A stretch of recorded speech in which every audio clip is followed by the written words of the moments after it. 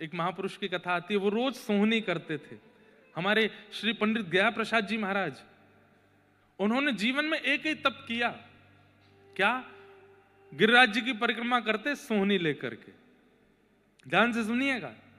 पंडित श्री गया प्रसाद जी महाराज, मैं उनका दर्शन नहीं कर पाया क्योंकि मेरे जन्म से पूर्व ही निकुंज में प्रवेश हो गया उनका। उनकी गोद में प्रिया प्रियतम खेलते थे। आप लोग गिरिराज जी जाएंगे तो मुकुट मुखार विंद जहां से परिक्रमा प्रारंभ होती है, थोड़ा आगे 1-1.5 किलोमीटर जाते ही सीधे हाथ पर आपको गया प्रसाद जी की समाधि लिखा दिख जाएगा। जाके वहां प्रणाम कीजिएगा। उनके बारे में सुनो। गिरिराज जी की परिक्रमा करते, कैसे करते? ना तो माला झोली, ना कोई कीर्तनिया, ना कुछ और, बस सोहनी रखते अपने हाथ में और सोहनी करते करते। और ऐसे नहीं कि बस झाड़ते हुए बस परिक्रमा पूरी करनी है, जहां तक एक दिन में पहुंचते थे वहां तक ही करते, लेकिन खूब अच्छे से मार्जन करते गिरिराज जी का। कीट पत्थर पतंग कुछ भी गिरा मिलता उसको समेटते, उसको व्यवस्थित स्थान पर डालते। एक बार का प्रसंग है कि महाराज जी सोहनी कर रहे थे और सोहनी करते करते वो सामग्री उठा के डाली और वहीं बैठ के रोने लगे। तो किसी ने जाके पूछा, बाबा आप काहे को रो रहे हो? तो रोते रोते, किसी व्यक्ति विशेष को दोष नहीं दिया। हम लोग पन्नी डाल देते हैं, कूड़ा कचरा डाल देते हैं वृंदावन में, गोवर्धन में, किसी व्यक्ति विशेष को दोष नहीं दिया। वो सारा कचरा हाथ में लेकर के क्या बोल रहे हैं, जी नंद को लाला माने ही ना है, मैं कितनों याकू समझाऊं, कंधो मत करे कर, मत करे कर, अरे जी गिरिराज जी हैं, इनको स्वच्छ रखो, पवित्र रखो, माने ना है, सबरो कूड़ो ले जाए के बीच में ही डाल दे। मतलब किसी व्यक्ति विशेष को दोष नहीं दिया, ठाकुर जी से कह रहे हैं वो ही डाल दे आके। और रुदन करने लगे। और उनका नियम था, सोहनी करने के बाद जब झाड़ू सोहनी छोटी हो जाती थी ना, तो फिर अपने स्थान पे आके गड्ढा करते और पुष्प आदि करके सोहनी को माथे से लगाते और बोले, तेरो जीवन कितनो धन्य है, जन्म से अंत तक तेने केवल रज की सेवा करी और कोई काम में ना तू रही, तेरो जीवन धन्य है क्यों। और सोहनी को गाड़ करके और उसको समाधि दे करके गिरिराज जी में फिर भंडारा करते संतों का, सबको 10-10 रुपया बांटते।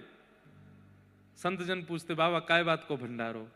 बोले, एक सोहनी निकुंज में प्रवेश कर गई, वा को भंडारो है। ऐसे महापुरुष।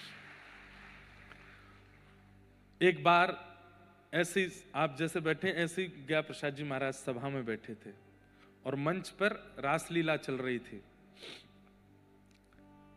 तो किसी ने स्वामी जी से कहा कि महाराज जी, ये जो स्वरूप बनते हैं ना वृंदावन की रासलीलाओं में, जो मुकुट धारण करते हैं, ये मेकअप करके अनर्गल दुनिया में घूमने वाले, विवाह में पहुंच के नृत्य करने वाले वो लोग नहीं। रासलीला रास मंच पर मुकुट धारण करके नृत्य करने वाले जो रास बिहारी ठाकुर जी बनते हैं बालक, कहते हैं कि मुकुट धारण करते ही उनमें ठाकुर जी आ जाते हैं, ठाकुर जी ही हैं। तो स्वामी जी बैठे बैठे बोले, गया प्रसाद जी महाराज, बोले ठीक है आप सबकी भावना है पर हम नहीं मानते। भाई ठाकुर जी हैं, कोई मुकुट पहन के ठाकुर जी कैसे हो जाएगा?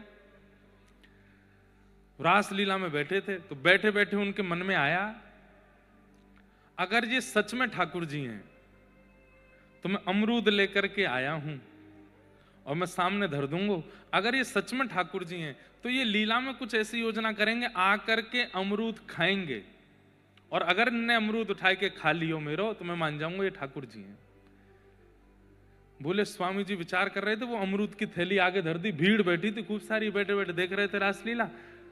आधा 1 घंटे बाद ठाकुर जी जो स्वरूप सरकार बने थे मंच पे, वो नृत्य करते करते अचानक रुके और उन्होंने वो अमरूद की थैली देखी, तुरंत कूदे मंच से और अमरूद उठाए करके खायो, और खा करके गया प्रसाद जी की गोद में बैठ करके बोले, तू मुझ को भगवान ना है माने, मुंह खोल जल्दी खा। 3 दिन के लिए मूर्छित हो गए स्वामी पंडित श्री गया प्रसाद जी महाराज। विश्वास नहीं हुआ उनको, और तब से उनका नियम बन गया, व्रजमंडल में जितने भी छोटे बालक दिखते थे, लाला दिखते तो उनको कन्हैया बोलते और लाली दिखती तो उनको किशोरी जी बोलते। बोले भैया या व्रज में ये बालक छोरा छोरी ना है, ये सबरे लाला हैं, ये सबरे ठाकुर जी हैं, किशोरी जी हैं, सबको हृदय से लगाते। एक बार और एक लीला सुनाऊं उनकी। जैसे पर्दा लग गया तो पर्दे के पीछे स्वरूप सरकार ऐसे लेट गए, रासलीला करके थक गए। कोई बालक थे तो महाराज जी ऊपर मंच पे आए, पर्दा के पीछे जाके बोले, जय जय मैं पाम दबा दूं? हाँ बाबा बैठ जा, दबा। बैठ के दबाने लगे तो ठाकुर जी अपने पैर के अंगूठा और ये उंगली बगल वाली, इससे ज्ञा प्रसाद जी की नाक ऐसे करने लगे। ऐसे लेटे लेटे ऐसे लेटे थे, पैर दबा रहे हैं तो अपना पैर उठा के उनकी नाक ऐसे दबा रहे ठाकुर जी। तो इतने में जो स्वामी जी मंचन करते, उन्होंने ये दृश्य देख लिया तो आए, आकर के बोले, जय जय जी कहाँ करो, दे बाबा इतना बड़ा भजनानंदी बाबा, तुम पाम तेवा की नाक दबा रहे हो, छोड़ो। तो ठाकुर जी ने अपना चरण पीछे कर लिया। इस बात को देख करके गया प्रसाद जी महाराज इतने रोए। तो स्वामी जी बोले, आप क्यों रो रहे हैं? बोले, जैसे तैसे, या दुनिया के खिलौना तो हम हैं ही, ये दुनिया हमसे बहुत खेल है, कभी हमारी हंसी उड़ावे, कभी हमारो सम्मान करे, कभी हमारो अपमान करे, कभी हमारो तिलक करे, कभी दक्षिणा देवे, कभी सब हरण कर ले, या दुनिया के खिलौना बनवे तो बढ़िया, आज पहली बार ठाकुर जी को खिलौना बनो और तुमने ठाकुर जी को आके रोक दियो। मुझको ठाकुर जी को खिलौना बनना है। तो स्वामी जी फिर गए, ठाकुर जी फिर से नाक पकड़ लो इनकी। तो फिर गया प्रसाद जी बोले, आप कहोगे तो नहीं, ठाकुर जी खुद पकड़ेंगे, खुद लीला करेंगे तो मैं स्वीकार करूंगा।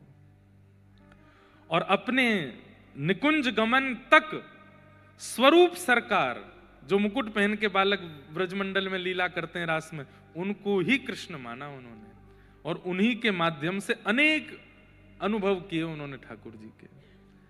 और इन सब के पीछे वो योजना बताते थे, मेरा जप तप नियम सब कुछ केवल और केवल सोहनी करने से। रज की सेवा, वृंदावन के नुकुंज की सेवा, यमुना जी की सेवा, हम इन्हें छोड़ करके केवल और केवल एक सेवा में लगे हैं, भजन साधन में। करिए वो भी, लेकिन नुकुंज की सेवा करो, रज की सेवा करो, यमुना जी की सेवा करो, निकुंज वृक्षों की सेवा करो, उससे ठाकुर जी ज्यादा प्रसन्न हो जाएंगे। बहुत भीड़ है, लग रहा है बिहारी जी के दर्शन ना होंगे, मत करो, प्रणाम कर लो, जय हो बिहारी जी, हम तो जा रहे हैं जमुना जी में, कूड़ो कचड़ो उठाएंगे, वहीं की रज रज की सफाई करेंगे, वहीं आनंद करेंगे, या बार आपके दर्शन ना सही, निकुंज की सेवा करेंगे। आप अनुभव कीजिए, करेंगे मेरी बात का।